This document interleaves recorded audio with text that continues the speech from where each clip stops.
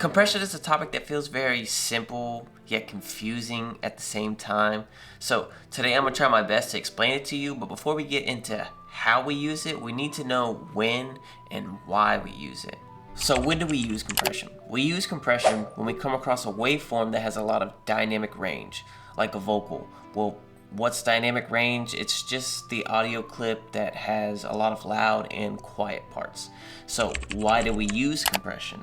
Well, we just try to make the dynamic range more manageable, and the compression, it squeezes the audio clip so the loud parts gets quieter and the quieter part gets louder.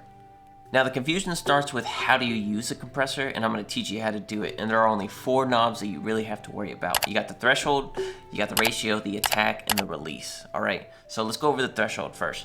The threshold is kind of like the garage door sensor. You know how when you pass it, the garage activates and it closes? Well, the threshold's kind of like that. So when the audio clip goes above the threshold, right, then the compressor actually starts to activate. Next is ratio. Ratio is going to be how much the waveform is being compressed. And they do it in ratios, and I'll explain it to you how it works. So if the ratio is 2 to 1, for every 2 dB, not every, but if it goes over 2 dB, it's going to come down 1 dB. So it's going to compress it down 1 dB. And so on and so forth with like 3 to 1, 3 to 2, 2 to 3, or I don't think it does 2 to 3, but you get what I'm saying.